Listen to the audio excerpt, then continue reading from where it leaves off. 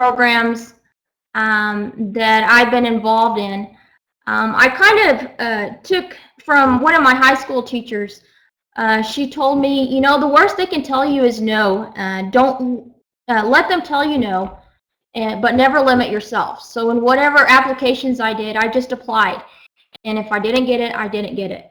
But and it's really, I've been fortunate to do a lot of different programs, a lot of different internship programs, a lot of different projects, just because I stayed with that. It's like, well, I'm going to try, I'm going to ask, can I do it? And at least if they tell me no, hey, I'll go out and do something else. So in high school, I did a lot of student council, student government. I did Girls State Leadership, Education, and Development for international business, knowing that I really did not want to do anything business related in high school. But again, it let me have do some networking and something for my resume. So when I started doing college applications, it helped out. I went to Texas Tech, and I'll show you here my degrees here in a bit. But I went knowing that I wanted to do a graduate program in atmospheric science. And Texas Tech didn't have an undergrad in meteorology, but I knew I wanted to at least get into the master's program there.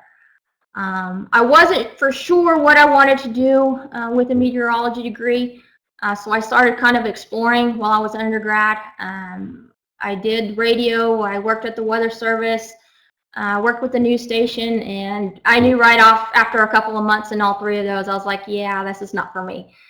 I did go to the Texas Tech Atmospheric Science Research, the graduate professors and grad students, and kind of talk to them, kind of what they were doing.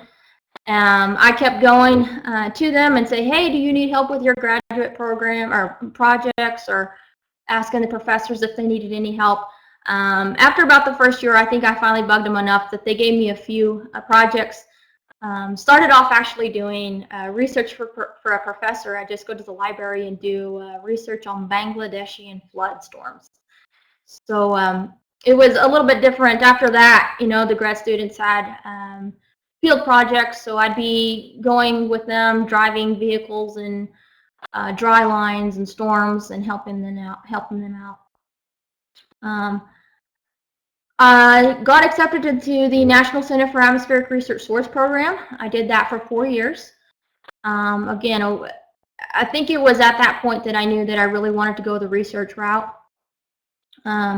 I applied to the National Severe Storms Lab Research Experience for Undergrads program. At the same time, I applied for the SOARS program, but the SOARS program had I think it was a week earlier deadline. And so I accepted the SOARS program, but I still kept in touch with the REU coordinator. And so my last summer at SOARS, I was actually able to go work at the National Severe Storms Lab and do some lightning and radar research. Through Tech, I continued with severe storms research. We'd spend, you know, a couple of months of the summer going out in cars that were decked out with instruments and take measurements around the tornadic cells. So we did that. I did that for a few years. I did the hurricane research team, same thing. We take out towers and deploy them along the coast and try to get measurements as the hurricane was coming on shore. So I've been in about 8 hurricanes. Again, something totally different I never thought of doing, but it was a really eye-opening experience. And it was during one of those trips, actually, during Hurricane Katrina, that we were driving. We had just set up all of our towers. And we were going to go to our hotel. They let us stay there, even though everybody had evacuated. But there was, as we were driving down that road, there was just people lying, you know, in their houses, just sitting on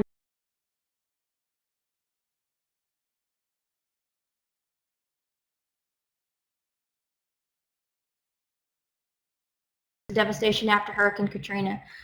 It was then that I realized that, hey, maybe I can do something and help educate people about natural disasters. And so emergency management really was the best fit for me, where I could use my education and try to help people understand the effects and the impacts of disasters and help the decision makers realize what impacts there could be and how they could be better prepared. So I came back to Lubbock after Katrina and Rita. I started volunteering with the Red Cross. I did a lot of disaster mapping with the South Plains Area Governments for Emergency Management. We mapped out every little fire department and all their critical infrastructure places. That was one of our bigger projects. I had to do an internship program for our PhD program. I knew I wanted to go to DC, so I applied for the Hispanic Association of Colleges and Universities National Internship Program. They actually did not send me to DC. They actually sent me to a small town in Wisconsin. It was only about 1,000 people. But it worked out for the best. I did some disaster mapping for the USDA office there, and also worked with their state office in Madison, and then worked with the state of Wisconsin Emergency Management on some mitigation projects. And I think it was a combination of all that experience that really got me the job here in Amarillo as Assistant Emergency Management Coordinator. You know, there was 50, I believe 50 applicants for the job. I really didn't have an emergency management background, but I had the weather knowledge, which they really liked. And, you know, 90% of all federally declared disasters are weather related.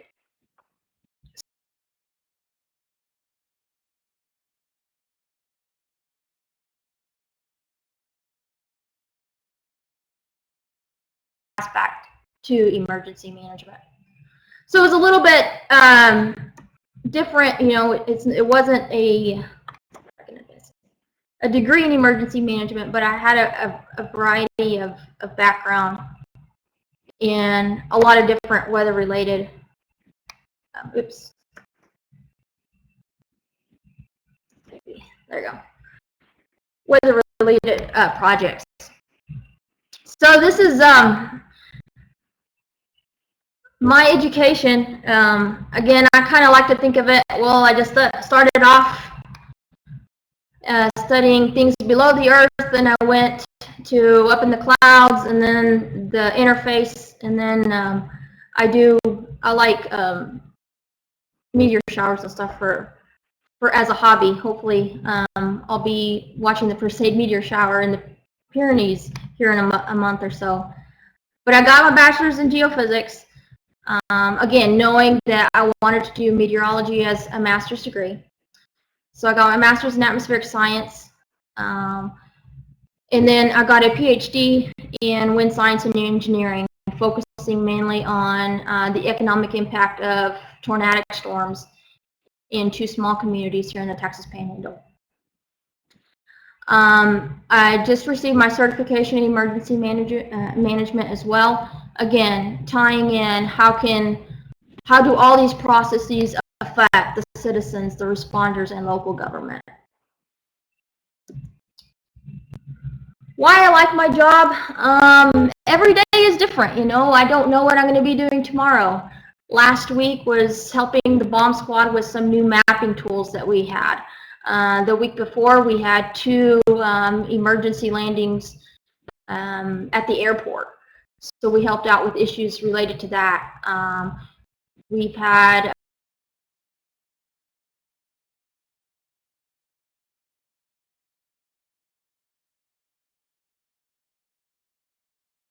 it's anything from planning with the school districts on where is the best place for them to take shelter.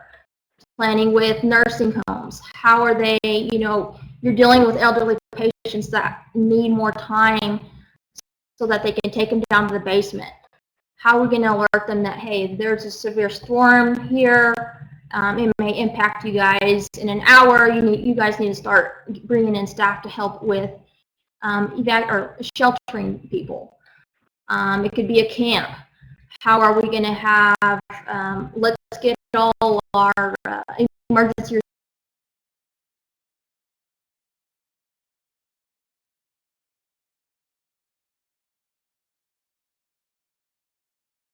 what are the evacuation points for that specific facility or something like that.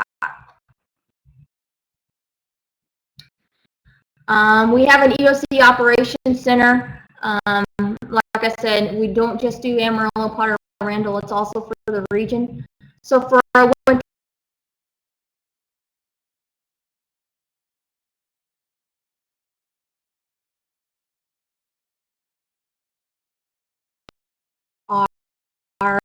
our power companies, our utility companies, our Department of Public Safety down there. Bring all our partners together so that we know that we're all on the same page and we have a coordinated effort to respond to anything that goes on. We have mobile operation centers. We have two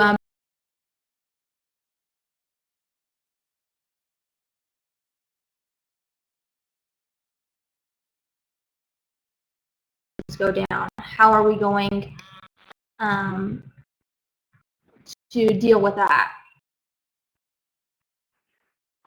We do special operations. Amarillo has the fourth largest runway in the U.S., the fifth largest in the entire world.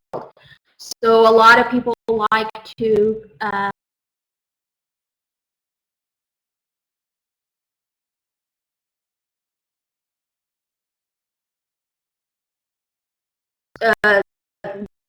we were a backup to the shuttle, which it did land here a few years ago. Any larger events such as balloon festivals, again 4th of July, we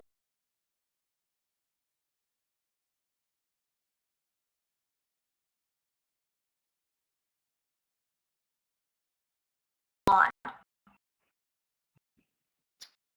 And then public protective actions, warning and public information. We have 89 sirens within the 2 counties.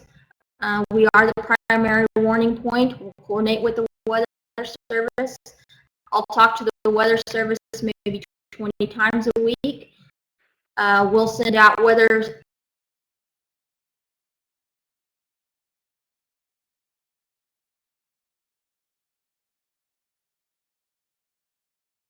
companies.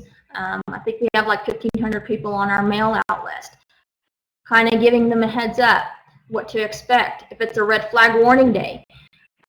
Red flag warnings, which is just days of it being really windy and low humidity, they'll cost the city about $5,000 for every red flag warning, because we bring in additional people to man up fire trucks. We'll have police officers go to strategic locations during certain times of the day, depending on where what our winds are, so that we have people in place. If we have to evacuate people, they're there and ready to go. If we will have mortar graders to cut fire lines, we'll send those out early and make sure that we're prepared for anything. And like I said, so meteorology comes into play in large of that, because we have to talk to our weather service, talk to our media partners to make sure we're all on the same page. Just a few pictures here, kind of show you what we have to deal with. This is actually an ice event back in December of 2007. Had about 80 cars pile up. Proposed a unique situation for us. We had to transport a lot of those people. It overflowed our hospitals. We have I-40, which is a major interstate. We have I-27 that has a lot of trailers, a lot of traffic. Airport flooding. Back in 2010, we had a lot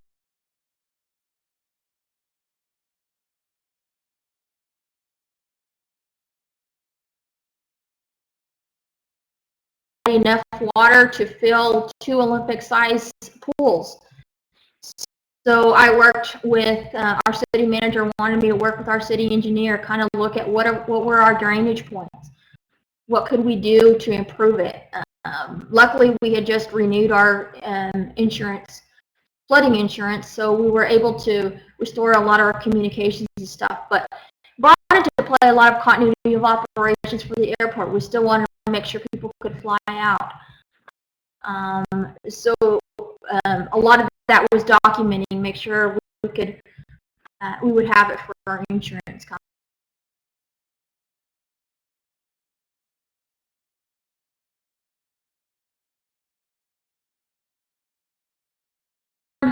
Just this past April,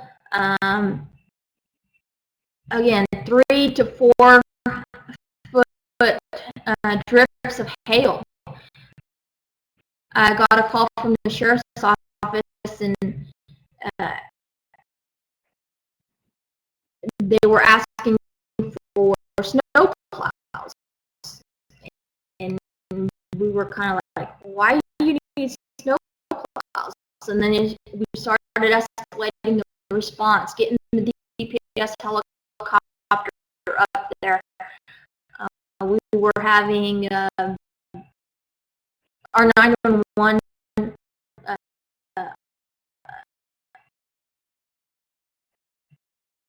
office was getting inundated with 911 calls on people stranded and couldn't get out because they were stuck in the hail.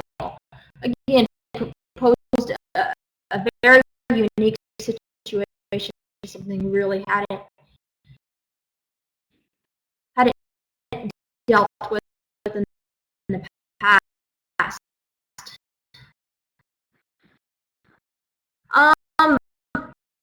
Communication of hazards, and we have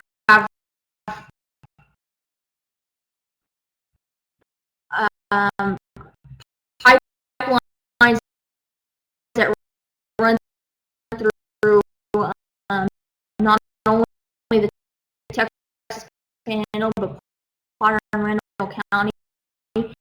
One actually that goes right under our mall. But we work with our responders on a quarterly basis.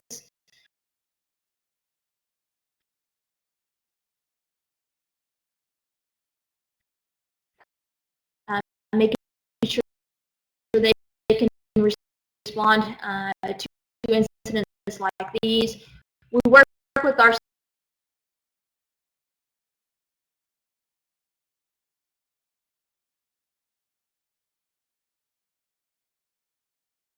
to know where those pipelines are, so we don't have incidents like this.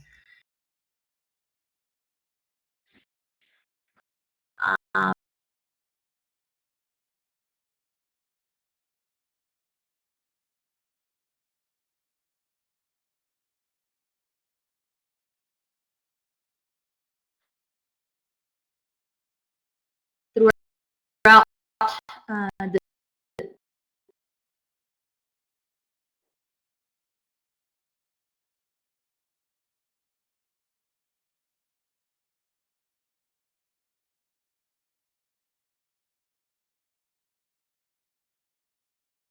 make sure our responders know what to do.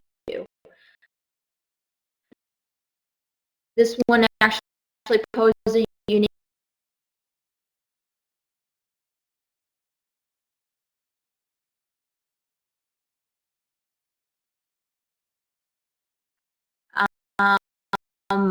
we had to first figure out what was in those so that we could run a plume model and see how much people we had to evacuate. Again, it's something you have to do research before and make sure you can do it right offhand.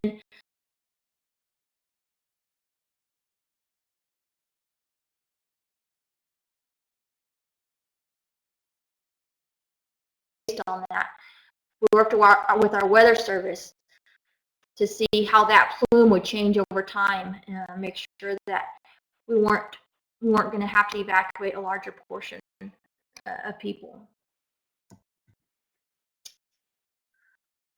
And then there's just the day-to-day stuff, diesel spills, you know, we'll have 5 or so a month of these. Make sure I'll do a lot of GIS mapping with our emergency operations center. If we have an incident like this, make sure that doesn't drain into our water system. We'll notify the agencies that need to be notified and make sure that's contained so it doesn't cause bigger problems. But overall, let's see, I think I have one more slide. And then fires, like I said, we've been dealing with this. This year, not as bad as last year, but last year was a very busy season for us. You know, our wildfires here are a lot different than in Colorado and in California. We really can't let our fires go out past a day. Most of these wildfires will race at, I think it's 3 football fields per minute. So they're really moving. Anytime we have forecasted winds over 40 miles per hour, we're just pacing, getting ready to go, because really at that 40 mile per hour mark, we know that we'll start getting snap power lines that will spark and may cause fires. So we want to make sure that our responders can get to them quick, and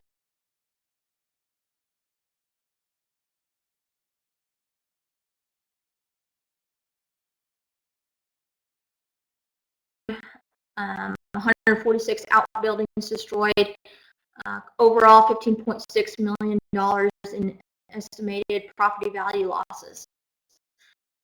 A lot of last year was spent filling out FEMA paperwork. They'd come up, and a lot of my responsibility was making sure all the maps were right, making sure we could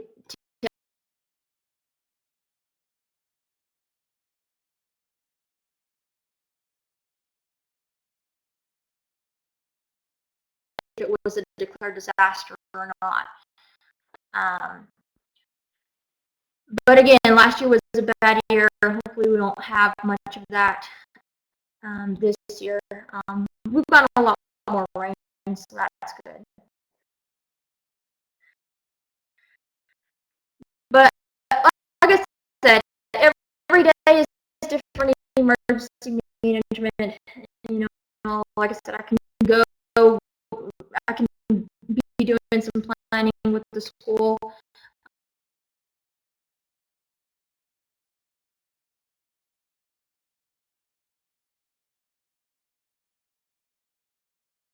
And looking at the different hazards.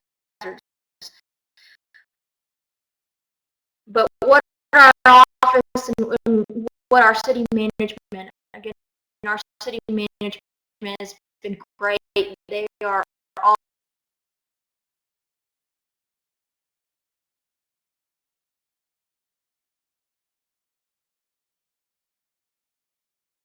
office actually, and having a whole new backup EOC in case.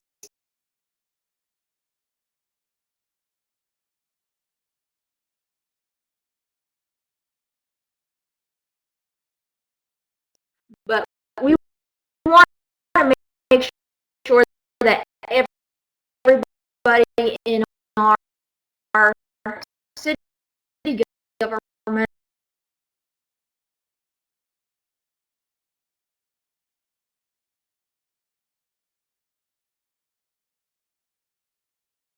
our office knows what our enemies.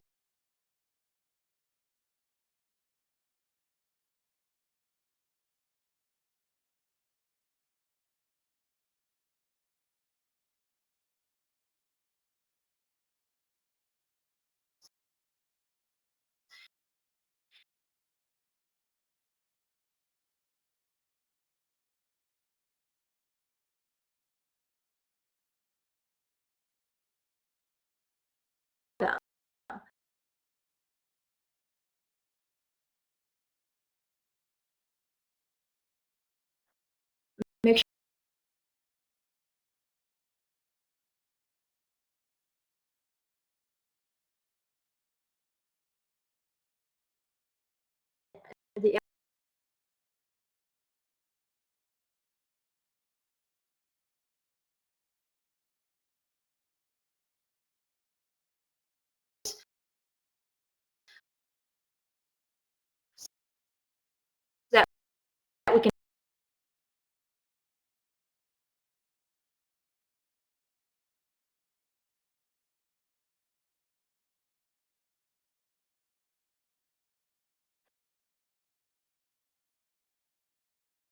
and become a bigger problem. You know, big, big things are going to happen, but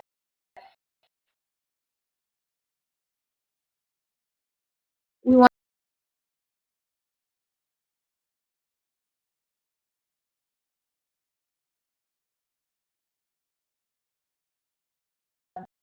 again, have a coordinated response to anything that happens.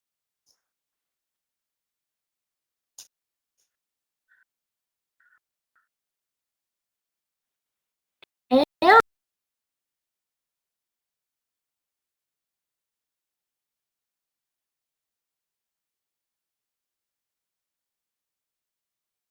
other questions, Julie?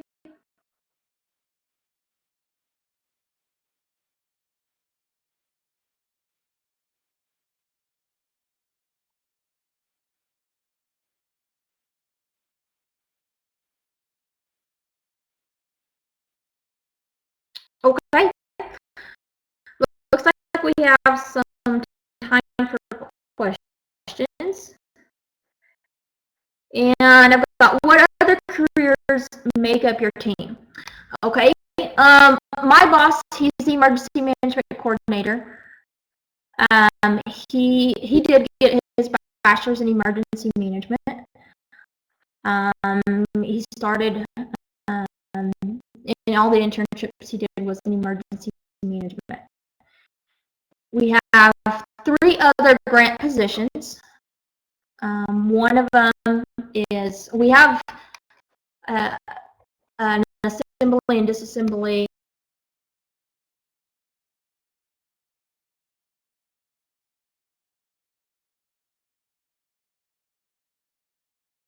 is Pantex planning. So her background's a little bit more into hazardous materials and chemistry. Then we have another person, a medical coordinator. Her main job is to make sure she coordinates with the hospitals and with the pharmacies. And her background is in pharmaceuticals. And then we have one other person, he's more an IT person. We use WebEOC to maintain situational awareness.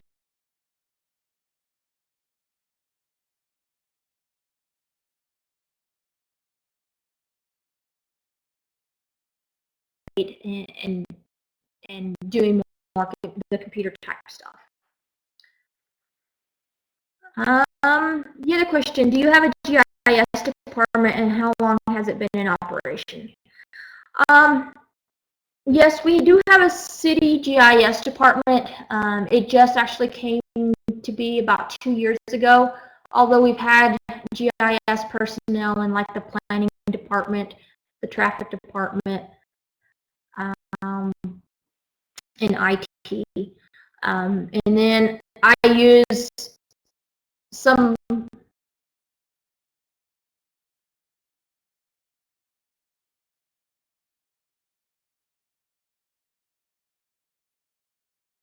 OC, and we can activate them if it's a big disaster. We can go ahead and say, hey, I need help, we're being inundated, and they come down and do the GIS aspect of it.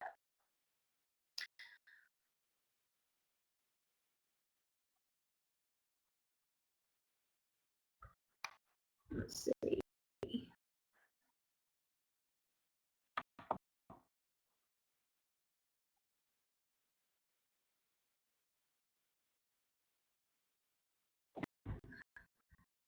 Let's see. What is done to counteract wildfires in your area? Every December,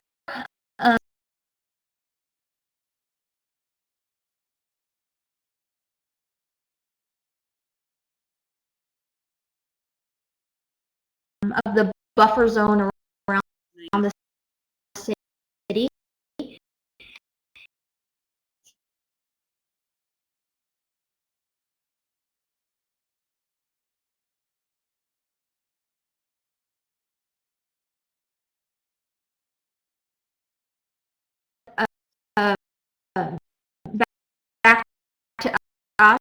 and